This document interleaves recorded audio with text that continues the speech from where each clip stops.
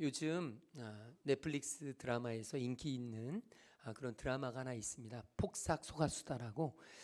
제가 그걸 보면서 요즘 뭐 남자 이상형이 관식이 뭐 나오잖아요. 제가 성격 테스트 해보니까 관식이가 나오더라고요. 어쨌든 거기 주인공이 애순이 이렇게 있는데 어쨌든 그 드라마가 굉장히 인기가 있는데 제가 보면서요, 저는 처음에 그 뜻을 모르고 봤어요. 그래서 치열한 인생을 살아오셨던 우리 선조들에 대해서 헌사하고, 그리고 앞으로 치열한 세대를 살아갈 우리 후손들을 위해서 응원하는, 그래서 만들었다고 하는데, 보면서 관식이와 애순이의 삶이 짠해요. 정말 고생의 고생이 뭐 이만저만이 아니고 삶이 생각하는 대로 가질 않아요. 제가 보면서 그래, 맞아, 제목 정말 잘 졌다. 인생은 폭삭 속은 거다. 살아봤자 다 속은 것 뿐이다. 속은 것 투성이다. 이렇게 생각했거든요. 근데 나중에 알게 됐어요. 나중에 알게 됐는데 그게 제주도 방언이라 정말 수고하셨습니다, 이런 뜻이래요. 그래서 어떤 해설가에 보니까 일부러 의도적으로 제목을 그렇게 잡아서 인생은 폭삭 속은 것 같지만 정말 수고한 인생이다, 이걸 나타내려고 한 거라는 이야기를 들으면서 제가 그렇다, 인생은 해석이다.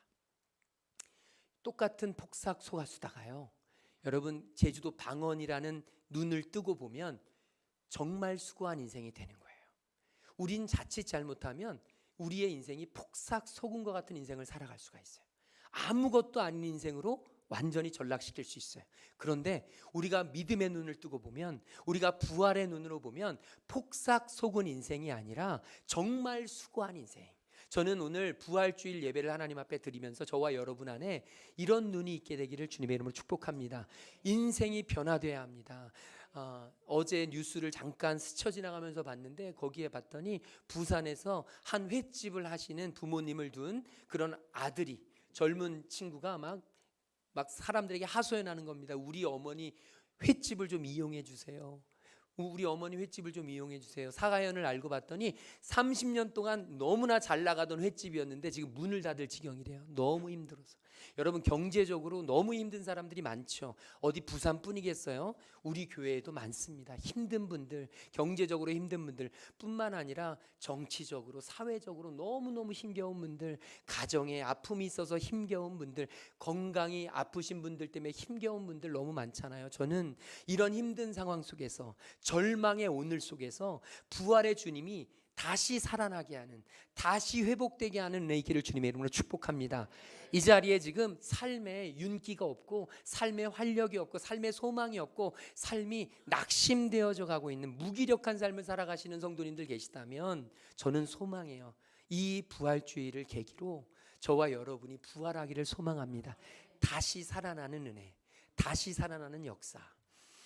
제가 목요일마다 성경 공부하는 모임이 있는데 2주 전에 그 모임에서 한 젊은 목사님이 있는데, 그 젊은 목사님은 굉장히 열심히 살아가는 목사님이에요.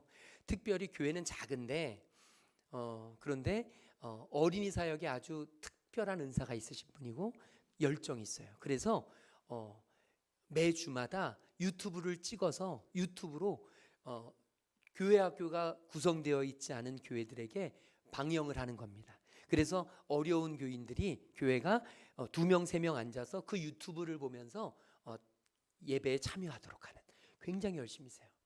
이 유튜브 하나 1시간짜리를 찍으려고 이분이 투자하는 시간이 일주일에 16시간이에요.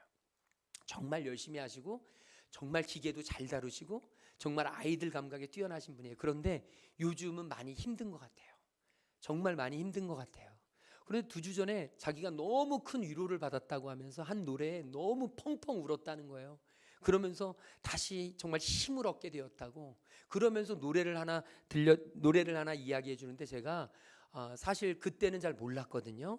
그런데 이번 주일 부활 신앙으로 절망의 오늘을 살아가는 우리 성도님들이 계실 텐데, 그들을 위로하려고 하면 어떤 게 좋을까?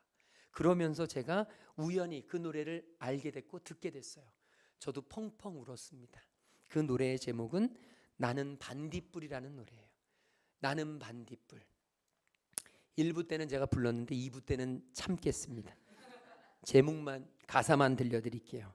나는 내가 빛나는 별인 줄 알았어요. 한 번도 의심한 적 없었죠. 몰랐어요.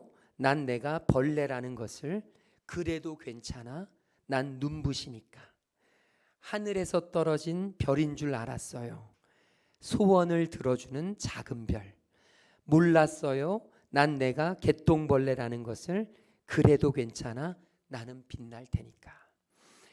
사실 이 곡은 아주 오래전에 나온 곡인데 황가람이라고 하는 가수가 리메이크해서 불러서 지금 새롭게 역주행을 하게 된 그런 노래입니다. 이 가수 황가람 씨는 중학교 때까지 태권도를 했어요.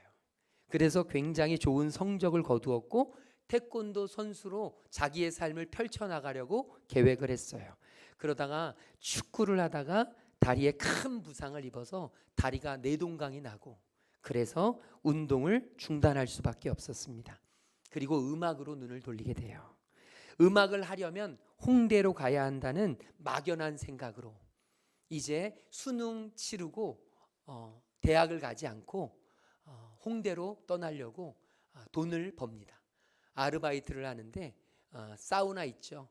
사우나, 보석 사우나.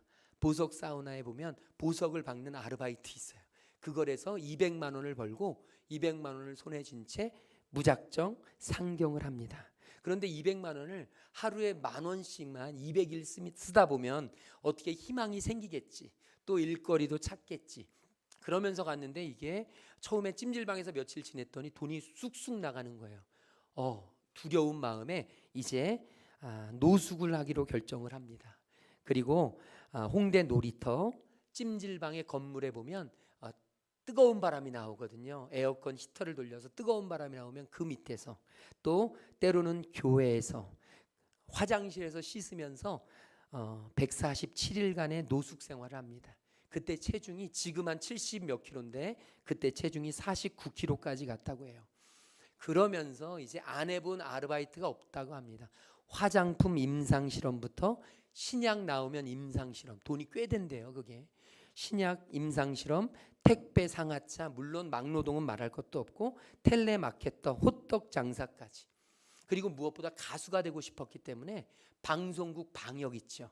방송국 방역을 하려고 얼마나 했는지 방송국에서 하는 아르바이트는 계속하면서 빛나는 별들을 옆에서 보면서 상대적 박탈감을 더 많이 가졌다고 그런 이야기를 합니다. 그러다가 이제 도전을 합니다. 기회가 생겼어요. 우여곡절 끝에 한 오디션 프로에 참여하게 되는데 그 오디션이 뭐냐면 바로 사랑과 우정 사이라는 옛날에 히트곡을 불렀던 피노키오라는 그룹이 있어요. 그 그룹의 객원 보컬을 뽑는데 거기에 응모를 합니다. 300대 1의 경쟁률을 뚫고 자기가 객원 보컬이 돼요. 굉장히 대단한 거예요. 굉장히 인기를 얻을 수 있는 상황이 됐는데 그때 3달 만에 코로나가 딱 터집니다. 그러니까 모든 공연이 다 취소되고 할 수 있는 게 없어요. 그러자 속으로 생각했죠. 세상이 다 둘러싸여서 나의 이 가수길을 막는구나. 내가 잘못된 길을 선택했나? 그러면서 수도 없이 포기할까 생각하다가 그래도 견뎠다고 합니다. 그래도 한 번만 더 참아보자. 나는 음악을 하는 게 꿈이니까. 내가 돈이 없지 가오가 없나? 그러면서 끊임없이 음악을 하려고 붙잡았다 그래요. 그러다가 이제 이 경연 프로에 나가게 됐고 그곳에서 이 나는 반딧불의 원작자를 만나게 됩니다. 원곡자를 만나서 부탁을 받아요. 리메이크 해줄 수 있니? 그래서 리메이크를 하는데 그게 대박이 나는 거예요. 갑자기 막 사람들이 알아주고 막 그러니까 이 황가람 씨가 이제 자기가 컨트롤이 안 되는 거예요. 여러분 인기도요 고기도 먹어본 사람이 먹는다고 인기도 있어본 사람이 누린다고 갑자기 인기가 생기니까 이게 어떻게 마음을 어떻게 주체할 수가 없는 거예요. 그래가지고 그때부터 갑자기 마음이 막 이상해지면서 마음의 병이 찾아온 거예요. 정신과 치료를 받게 되고 그렇게 힘들게 살아갈 때도 어려움 없이 지냈는데 인기를 얻게 되니까 마음에서 이루 말할 수 없는 우울증, 공황장애가 찾아와가지고 정신과 치료를 받게 돼요. 얼마 전에 세바시에 나와서 세상을 바꾸는 시간 15분이라는 아주 좋은 프로그램에 나와서 이분이 이 얘기를 하는데, 그때 자기를 지켜주었던 존재가 있는데 그분이 바로 하나님이시래요. 하나님 때문에 자기가 그 자리를 지킬 수 있었대요. 그러면서 그 세바시에서 그런 말을 하더라고요. 자기가 노숙했던 147일은 자신의 41년의 인생에 비하면 짧고 아무것도 아니었다는 거예요. 그때가 제일 힘들었던 때가 아니고 자기가 제일 힘들었던 때는 갑자기 인기가 생기면서 자기를 주체할 수 없을 때, 내가 어떻게 살아가야 할지, 내가 그토록 좋아하던 음악이 하나도 즐거워지지 않고 힘겨워질 때, 바로 그때라는 거예요. 그런데 그때 하나님이 자기를 지켜주셔서, 하나님이 자기를 붙잡아 주셔서 자기가 여기까지 오게 됐다고. 그래서 한 프로에서 진행자가 인터뷰하면서 물었습니다. 만약 인기 있기 전 그 시대로 다시 돌아간다면 어떻게 하시겠습니까? 그런데 웃으면서 이렇게 이야기하더라고요. 괜찮습니다. 나는 인기를 목적으로 살아온 사람이 아니기 때문에 아마도 저는 그때도 소망을 품고 꾸준히 하루하루 열심히 노래를 불렀을 것입니다. 저는 이 노래가요, 언젠가 제가 우리 성도님들에게 불려드릴 기회가 되면 참 좋겠고, 그러려고 연습도 할 건데, 이게 국민 위로송이라고 해요. 한번 들어보시면 참 위로가 될 거예요. 그런데 저는 우리 예수님의 부활하심이 제 인생에 이런 위로가 되어지고, 이 시간에 지금 이 순간에도 삶의 희망이, 삶의 끈이, 삶의 소망이 없어 힘겨워하는 그런 분이 계시다면, 저는 여러분에게 우리 주님이 이런 소망의 노래가 되어주시기를 주님의 이름으로 축복합니다. 주님께서 그렇게 저와 여러분을 부르시도록. 오늘 말씀은 베드로 전서입니다. 이 베드로 전서는 베드로가 쓴 거예요.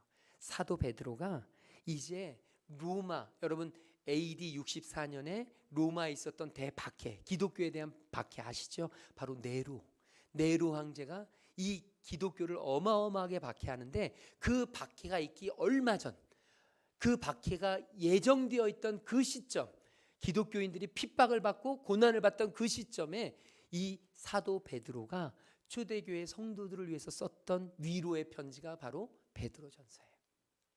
얼마나 상황이 힘들었을지 여러분 상상이 되시죠? 저와 여러분은 어쩌면 솔직히 상상하기 어려울 수도 있습니다. 저와 여러분에게 신앙생활하면서 어려움이란 무엇일까요? 주일날 아침에 일찍 일어나야 되는 거 어렵죠. 캠핑도 가야 되는데 못 가는 거 어렵죠. 가정 애경사 못 챙기는 거 어렵죠. 남편이 눈치 주는 거 어렵죠. 자녀들이 자꾸 왜 교회 가냐고 하는 거 어렵죠. 여러분 주변에서 말하는 그런 것들이 어렵지만, 이 당시에 초대교회 성도들은 그런 것과는 비교도 안 되는 어려움에 있었습니다.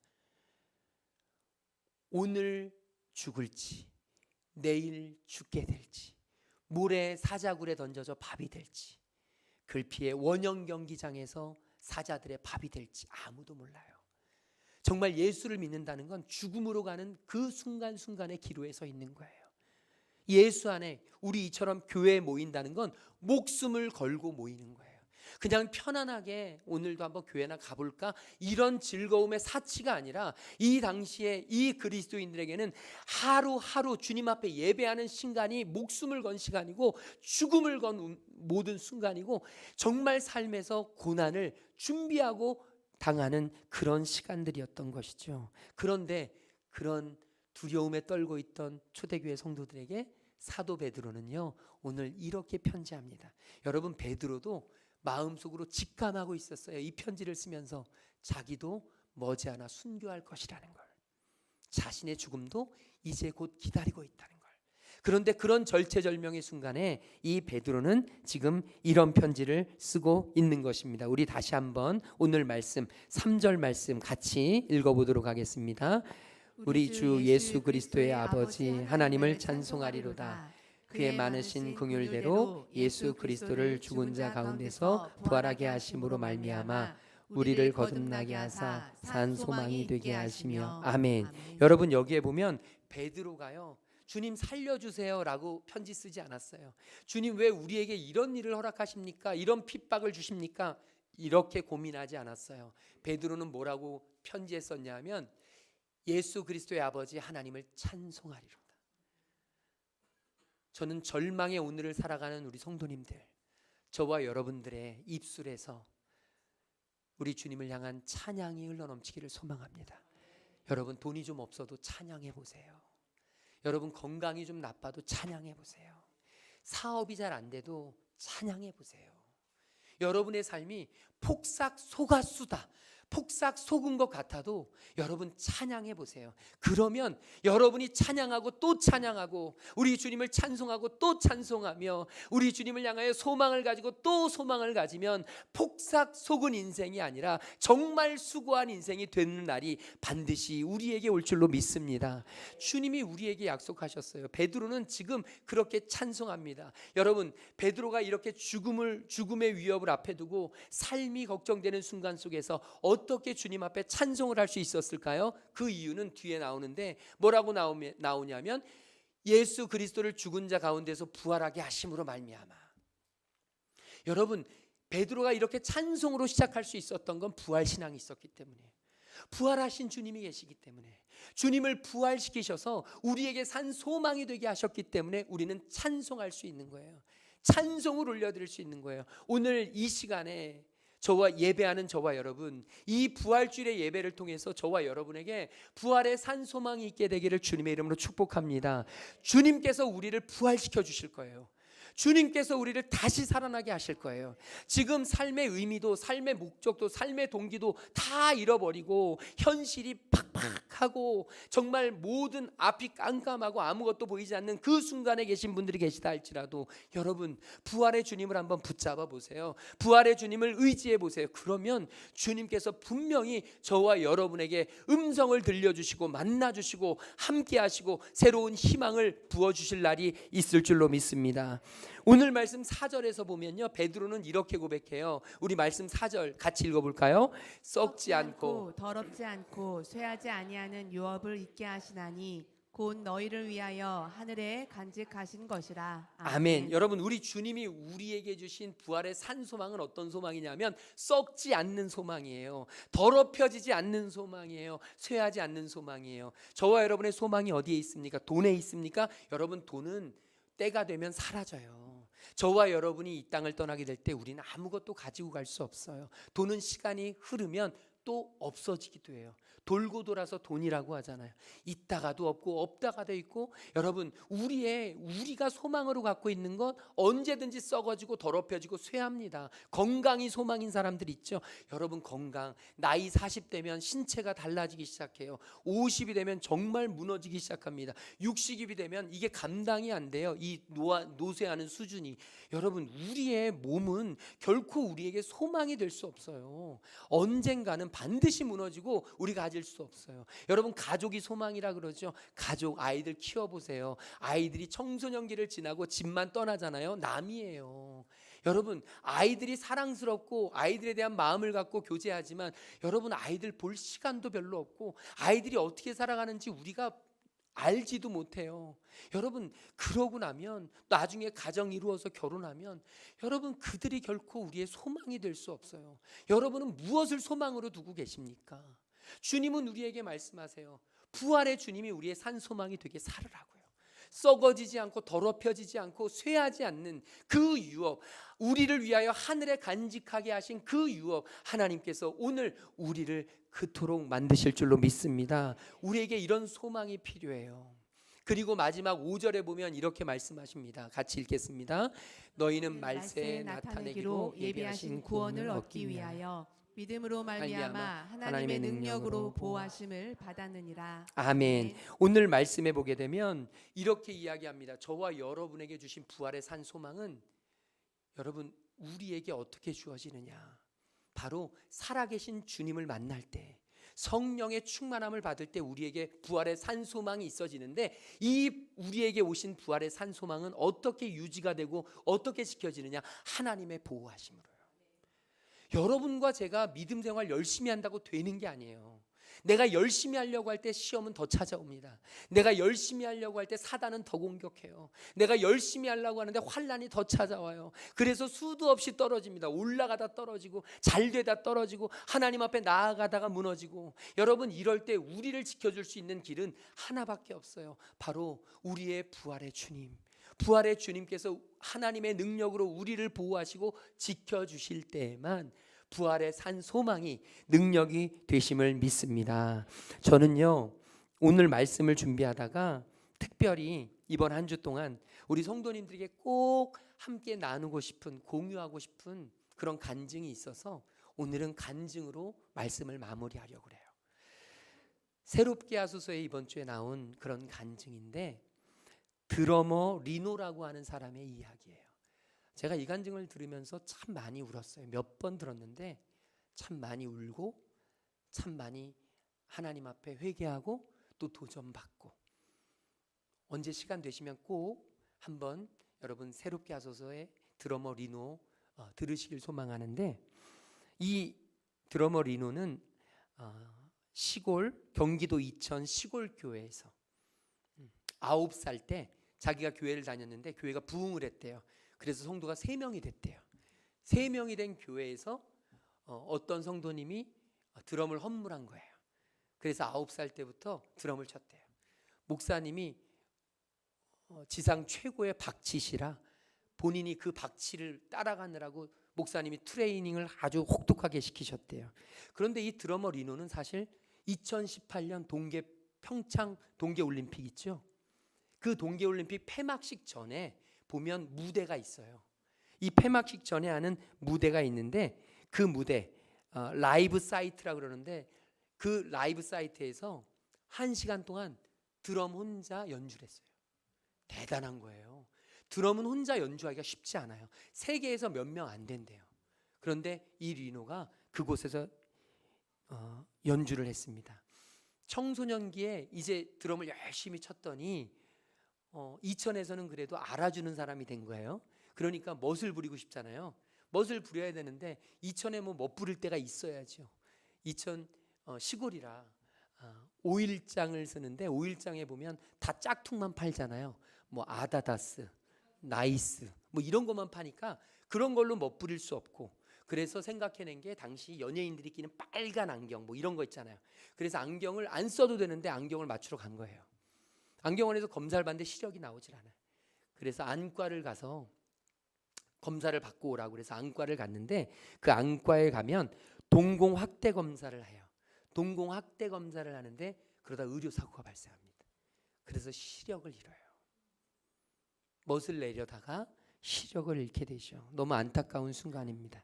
6개월 동안 큰 병원에 가서 검사한 결과 시신경 손상으로 인한 시각 장애인 판정을 받습니다. 가정은 평안했냐? 그렇지 않아요.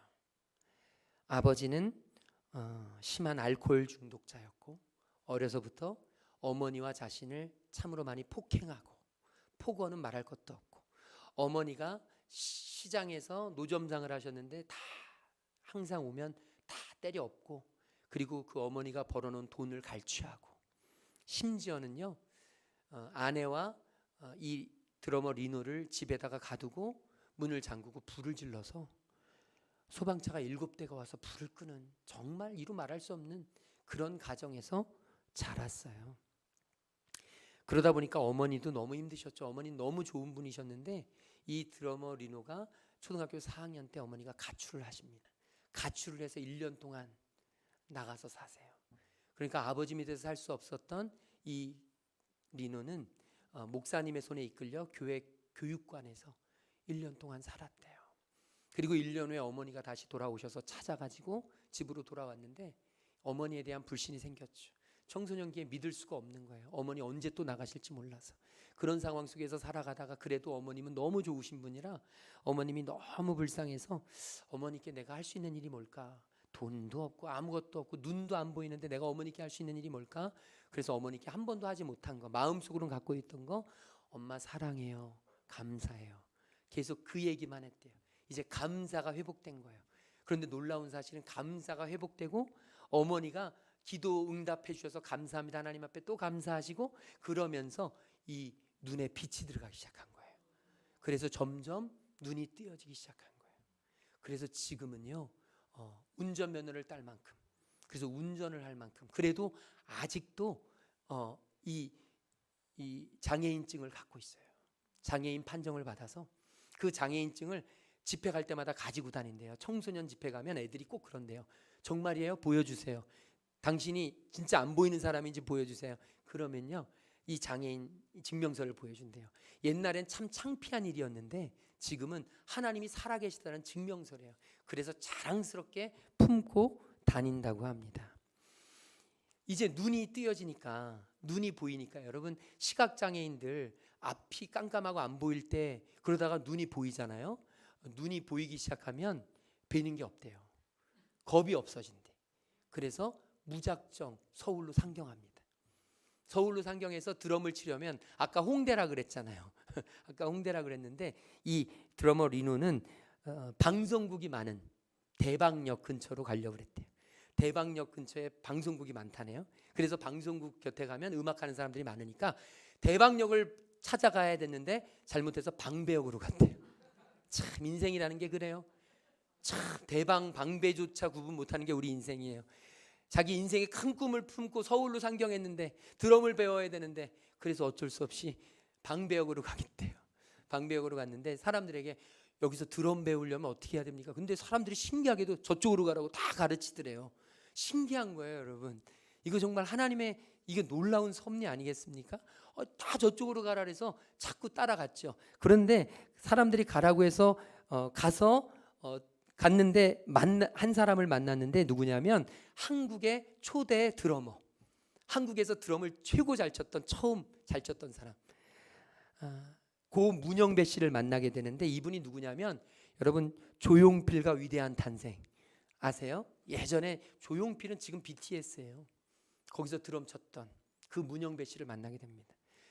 그런데 그런 분한테 사살받는다는 건 쉬운 일이 아니잖아요. 그래서 기대도 안 했는데 가르쳐 주셔야 하는데, 참 놀라운 사실은 그 문영배 씨가 바로 그때 본인이 찾아갔던 그때 선교사가 되기로 다짐을 한 거예요. 문화 선교사가 되어서 내가 주님을 위해서 선교하기로 다짐을 했는데 이런 그지 같은 친구가 온 거죠. 그러니까 얼마나 귀해요. 그러니까 내가 선교하는 심정으로 가르쳐 준 거예요.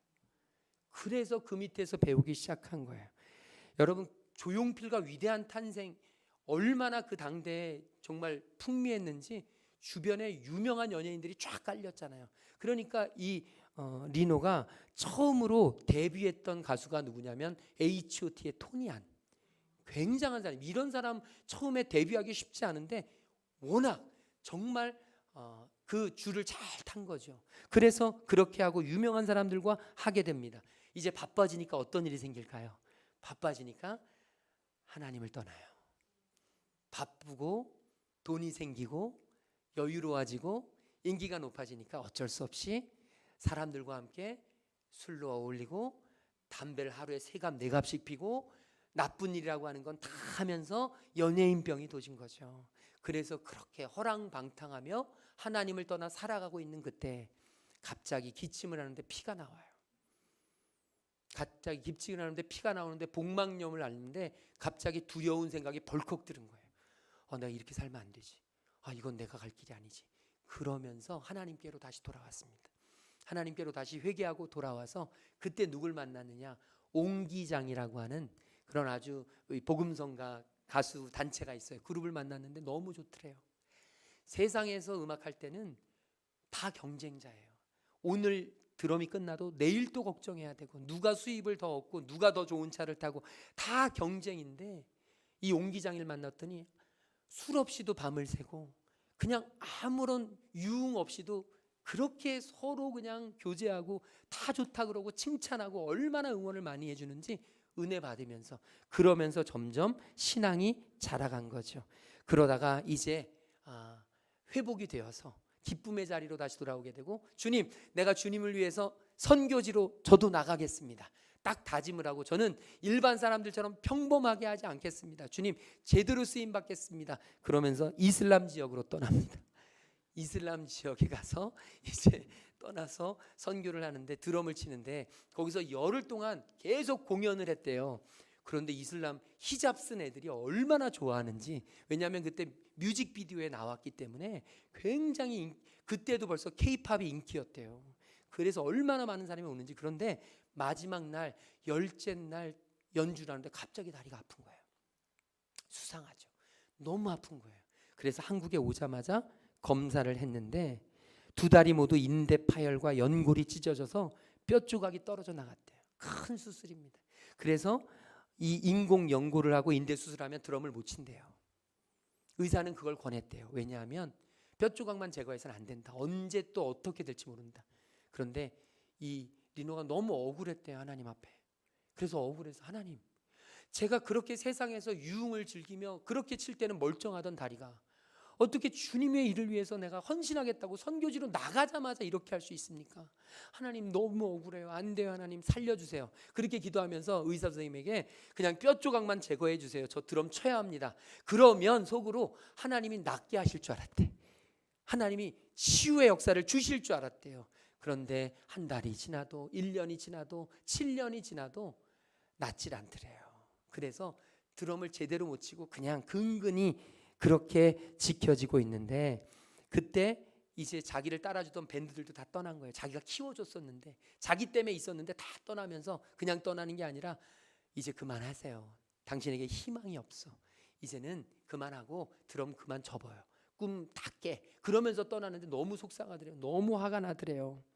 자존심이 너무 상하고 내가 얼마나 힘들게 여기까지 왔는데 내가 너희들을 어떻게 키웠는데, 이러면서 너무 속상할 때 그때 열심히 벌어서 자기가 만들어 놓았던 연습실이 있대요. 그 연습실이 이제 돈을 못 내서 전기가 끊어지고 깜깜하고 핸드폰도 다 끊어진 그때 2017년 새해 아침이었대요. 여러분, 2016년에 큰일이 있었던 거 아시죠? 세월호. 그때 공연이 다 없어졌대요. 그리고 2017년부터 이제 다시 공연이 시작되어서 사람들은, 음악하는 사람들은 이제 다시 시작하자라고 준비하고 있는 이때, 이 새해 아침에 이 리노는 그 자신의 깜깜한 연습실에서 아무것도 하고 싶지 않고, 하나님은 날 사랑하지 않아, 하나님 날 버리셨어, 그러면서 자신의 생을 마감할 준비를 철저하게 합니다. 내가 이 자리에서 죽어도 아무도 찾지 않을 거야. 그러면서 생에 마감할 준비를 다 하고 있는 그때, 그것을 실행에 옮기려던 그때, 그 깜깜한 곳에서 하나님이 만나 주셨대요. 하나님이 말씀해 주셨대요. 리노야, 나는 너의 드럼을 사랑한 것이 아니야. 난 너를 사랑해. 난 네가 드럼을 잘 쳐서 선교를 잘해서 너를 위해 죽은 게 아니야. 너의 있는 모습 그대로, 너의 존재만으로도 내가 너를 사랑한다. 내가 너를 자녀 삼았어. 내가 너의 아버지야. 그때 소름이 끼쳤대요. 왜냐하면 이 리노에게 아버지는 죽이고 싶은 존재였어요. 아버지는 떠나고 싶은 존재였어요. 아버지는 이름만 들어도 이가 갈리는 존재였어요. 그런데 하나님이 아버지시라는데 그게 너무 따뜻하게 느껴진 거예요. 그래서 그때 이 리노는 깨달았습니다. 아, 예수님이 나를 위해서 이 세상을 창조하신 분이 나를 위해서 그의 생명으로 바꾼 삶이 나구나. 나의 삶은 예수님 짤이구나. 난 귀하구나. 그러니까 이제 더 이상 나는 무가치하고 쓸모없는 존재라고 말해서는 안 되겠구나. 그게 내게 하나님께 할 최소한의 예의구나. 그러면서 다시 살아나기 시작한 겁니다. 이제까지는 내가 하나님 도와주세요, 하나님 돈 벌어주세요, 하나님 직장 갖게 해주세요, 하나님 사람 만나게 해주세요, 드럼 가르쳐주세요, 내가 하나님 앞에 구하는 일들만 끊임없이 외쳤지만 그 순간부터 하나님 앞에 기도가 바뀌었다고 합니다. 하나님 사랑합니다. 하나님 정말 사랑합니다. 그때 그 아침에 그 새벽에 그 깜깜한 데서 하나님 앞에 진정한 예배가 드려졌대요. 자기가 이제까지 오랫동안 신앙생활했지만 진짜 주님을 만난 건 바로 그 순간이었대요. 그러면서 하나님 앞에 기도하며 예배했다고 합니다. 그러면서 이제 카자흐스탄으로 선교를 나갑니다. 그곳에서 연극 배우 아내를 만나요. 결혼을 합니다.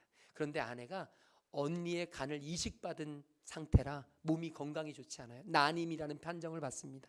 자기도 건강이 좋지 않아서 아이를 낳을 가능성이 0. 몇 %도 안 됐대요. 그런데 기적적으로 아이가 생겼대요. 그래서 기적적으로 아이가 생겨서 너무 기뻤대요. 너무 행복했대요. 그러면서 이 아이 때문에 열심히 살았대요. 빚이 몇 억이었는데 그냥 몇 달 동안 다 갚았대요. 열심히 살아서 그 아이를 생각하면서 그랬는데 26주가 됐는데 조상기가 있다고, 위급하다고, 그러면서 수술을 3차례를 받고, 그러다가 이제 안 되겠다고, 수술을 해야 되겠다고 그런 판정을 받았는데, 수술실에 들어가기 전 이분이 평택으로 집회를 나가야 되는데, 뭐 지금 26주가 됐으니까 아이를 낳아도 괜찮습니다 라는 의사의 이야기를 듣고 안심하고 평택으로 가서 이제 집회 강사로 이제 예배를 참여하기 5분 전에 문자가 왔대요. 아내가 수술실로 갔다고. 그래서 잘 되겠지 하고 있는데 집회 시작하기 바로 직전 전화를 받았는데 아이가 하나님 품으로 갔다고, 아이가 죽었다는 이야기를 딱 듣습니다. 안 되겠다, 빨리 가야겠다, 지금 내가 이곳에서 예배할 때가 아니다. 그리고 돌이켜서 아내에게로 가려고 했대요. 왜냐하면 사산을 하면 6시간 안에 아이를 꺼내야 된대요. 그런데 이 집회를 끝마치고 가면 늦는다는 겁니다. 그래서 아내에게 가려고 했는데 아내가 전화로 그렇게 이야기하더래요. 여보, 예배 드리고 오셨으면 좋겠어요. 우리 아이에게 자랑스러운 믿음의 아빠가 되었으면 좋겠어요. 그때 이 리노는 예배를 드렸고 하나님께 우리 이 소중한 나의 이 전부인 정말 귀한 아이를 하나님께 드립니다. 그러면서 하나님께 올려드렸고, 그 예배의 장면을 이 아내가 유튜브로 같이 본 거예요. 너무 귀하죠. 아이가 죽고 이 아이를 묻을 곳이 없어요. 이 사산한 아이를 어떻게 처리할 수가 없어요. 그래서 이 아이의 분골함을 들고 후쿠오카 선교지로 아내와 함께 가서 그곳에 산 장로님이 아주 좋은 호텔을 잡아주셔서 있다가 제주도로 왔습니다. 그리고 자기와 아내만 아는 추억의 장소에서 뿌려주고, 그런데 바로 그 전날 한 유튜브에서 믿음의 클립을 보게 됐는데, 그 SNS에서 클립을 보게 됐는데 그 클립이 이지웅 목사님이라는 분의 믿음의 클립이에요. 그러니까 이 이지웅 목사님이 거기에서 뭐라고 그랬냐면, 이해로 살지 않고 믿음으로 살겠습니다. 왜 나에게 이런 일이, 왜 우리 아이를 데려가십니까? 왜 하나님 우리 가정에 이런 일을 있게 하십니까? 왜 우리를 이렇게 힘들게 하십니까? 왜 우리 사업장에 이런 어려움을 주십니까? 왜 우리 건강에 이런 어려움을 주십니까? 내가 이렇게 고백하지 않고 이제는 믿음으로 살겠습니다. 하나님이 주셨으니 하나님이 원하시는 그곳으로 순종하며 나아가겠습니다. 그러면서 믿음으로 나아가겠다고 고백하는 그런 클립을 받았는데, 이 아이를 뿌려주고 나서 갑자기 그 생각이 나서 그분과 함께 공동체가 하는 예배가 있는데 제주도에서 드려진다. 한 달에 한 번 드려지는데 그게 언제인지 찾게 됐대요. 그런데 본인들이 그 아이의 유골을 뿌린 그곳에서 200m 되는 언덕에 카페에서 그 예배가 드려지더래요. 그래서 정말 이건 하나님의 뜻이다 하고 올라갔는데 그곳에 그 믿음의 클립의 주인공 이지웅 목사님이 계셨대요. 이건 하나님이 보내신 것이다. 그런데 그 목사님이 위에서 기도해 주셨대요. 하나님, 이 가정이, 하나님 이 부부가 이제 이해로 살지 않고 믿음으로 살겠다고 결단하였사오니, 자기들은 얘기 하나 한 적 없는데 자신들의 믿음의 그 고백을 그 목사님의 입술에 들으니까 이건 하나님의 뜻이다. 그러면서 그 아이를 떠내보낸 엄마와 아빠의 그 슬픔을 한순간에 다 내어버리고 하나님이 주신 평강으로 이제 하나님 이해로 살지 않고 믿음으로 살겠습니다 라고 하면서 돌아왔다는 간증을 하는데 얼마나 눈물이 나든지. 저는 오늘 말씀을 마치며 우리 성도님들에게 소망합니다. 여러분, 우리가 이 절망의 오늘을 이겨낼 수 있는 유일한 길이 있다면 바로 부활 신앙입니다. 부활의 주님께서 우리를 살리시고, 부활의 주님께서 우리에게 새 힘을 주시고, 부활의 주님께서 저와 여러분의 모든 상황을 한순간에 바꾸어 주실 줄로 믿으시길 소망합니다. 아니, 그리 아니하실지라도 저와 여러분은 이제 왜 하나님 우리 가정에 이런 일을 주세요? 왜 하나님 나에게 이런 일을 주세요? 왜 하나님 우리 자녀에게 이런 어려움을 주세요? 왜 하나님 나를 이렇게 어렵게 하세요? 하나님께 이렇게 묻는 게 아니라 왜 묻는 게 아니라, 하나님 내가 믿음으로 살겠습니다. 믿음으로 나아가겠습니다. 믿음으로 고백하겠습니다. 믿음으로 주님과 함께 걸어가겠습니다. 순종의 고백을 하는 우리 저와 여러분 되시기를 이 한 주간 이해가 아니라 믿음으로 살아내는 한 주 되시기를 주님의 이름으로 축복합니다. 우리 옆에 계신 분들에게 이해가 아니라 믿음으로 살아냅시다. 우리 다 함께 자리에서 일어나셔서 찬양할 텐데요. 주 예수 나의 산소망. 깊은 절망의 수렁 가운데 주님께 닿을 수 없었던 우리들, 어둠 밤중에 하늘을 향해 주의 이름 나 부를 때 우리 주님을 온전히 바라보며 주님을 향한 찬양으로 이제 내가 이해가 아니라 믿음으로 살아내겠습니다. 주님, 믿음으로 주님 앞으로 나아가겠습니다. 부활신앙으로 절망의 오늘을 이겨내겠습니다. 주님, 나와 함께하여 주시옵소서. 우리 간절한 마음을 품고 이 찬양 드리고 함께 기도하며 나아가겠습니다. 깊은 절망의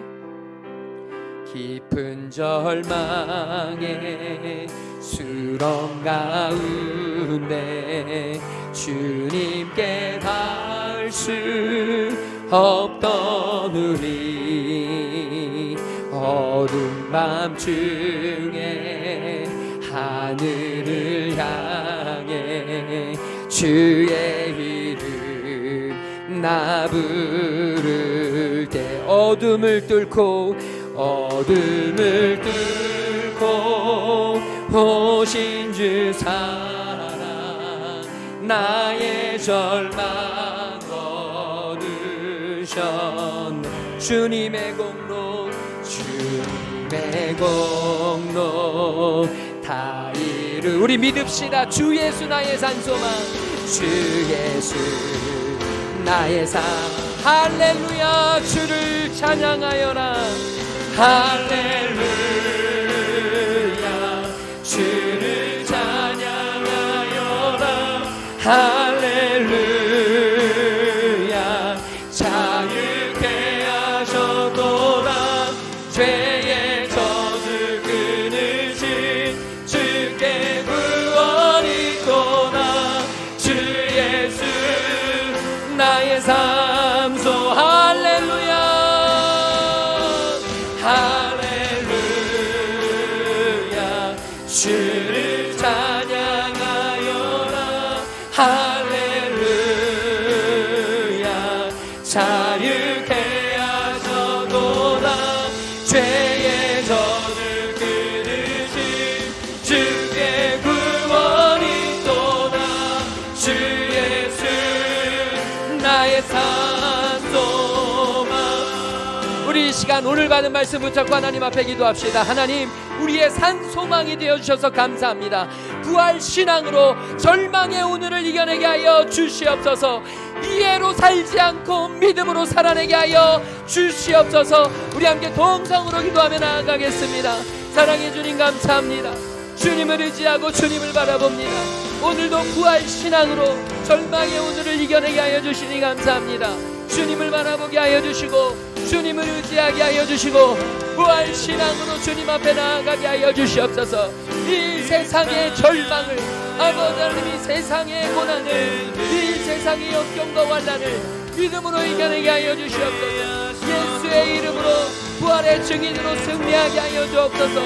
왜 우리에게 이런 일이, 왜 우리에게 이런 일을 주셨는지 이해를 묻지 말게 하시고 이해를 구하지 않게 하시고 믿음으로 주님 앞에 나아갈 수 있도록 인도하여 주시옵소서. 아버지, 믿음의 자녀들 되길 소망합니다. 믿음의 자녀들로 변화시켜 주시옵소서.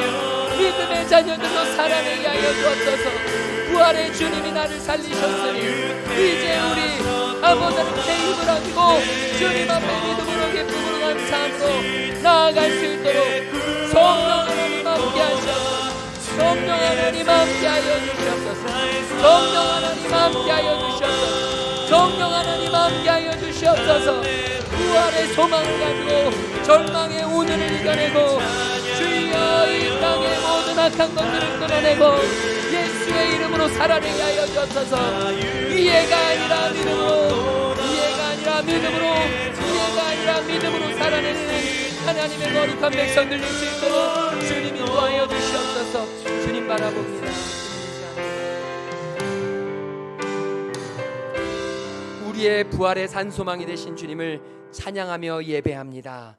하나님, 절망과 고통 속에 울고 있는 그런 성도들이 있다면 주님, 주님의 음성 듣게 하여 주시옵소서. 부활의 산소망 되신 그 주님을 믿는 부활 신앙으로 주여 절망의 오늘을 이겨내게 하여 주시옵소서. 새 힘과 새 빛과 새 생명을 주실 주님을 기대하며 나아가게 하여 주시옵소서. 몸이 아픈 지체들이 있습니다. 주님 찾아가 어루만져 주시옵시고 여호와 라파의 은혜로 함께하여 주시옵소서. 하나님, 우리 가족들 가운데 아픈 분들 주님께서 함께하여 주시고 우리가 위하여 기도할 수 있는 은혜 허락하여 주시옵소서. 마음이 아프고 관계가 힘든 지체들 주님 다시 살아나게 하여 주시옵시고 하나님의 말씀 앞으로 주님 십자가 앞으로 다시 돌아오는 은혜 있도록 주님 함께하여 주시옵소서. 주님 앞에 예배하는 귀한 자녀들 주여 부활의 능력 허락하여 주시어서 주님 안 된다고 못한다고 힘들다고 좌절하고 낙심할 것이 아니라 주의 그 십자가 부활의 능력을 의지하고 주님 강하고 담대하게 나아가게 하여 주시옵시고 이제 이해로 사는 인생이 아니라 믿음으로 사는 인생 되어지도록 인도하여 주시옵시며 주님 오시는 그 순간까지 예배의 삶을 지키는 하나님의 자녀들 되게 허락하여 주시옵소서. 주님 앞에 귀한 예물 드리는 손길들이 있습니다. 주님이 아시오니 그 마음 받으시고 주님 그 중심 받으시고 흠양하여 주시옵시고 하늘 문을 여시사 가장 선하고 가장 좋은 길로 주님이 친히 인도하여 주시옵소서. 이제는 길과 진리와 생명 되시는 우리 주 예수 그리스도의 그 놀라우신 구속의 은혜와 우리를 지으시고 부르시고 보내신 창조주 하나님의 그 한량없는 사랑하심과 우리의 친구 되시며 위로자 되시는 성령 하나님의 감화 감동 역사 충만하심이 이제 부활 신앙으로 절망의 오늘을 이겨내며 살아가기로 결단하고 돌아가는 모든 하나님의 자녀들 머리 위에 지금부터 영원토록 함께 계시기를 간절히 축원하옵나이다. 아멘.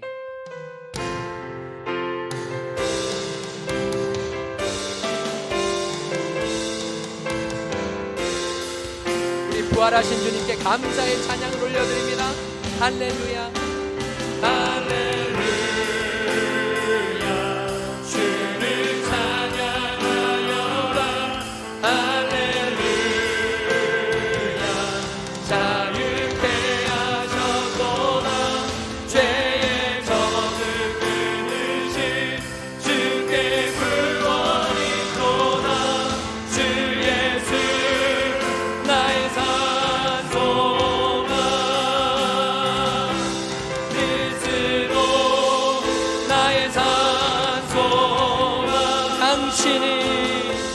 당신은 나의 산소망.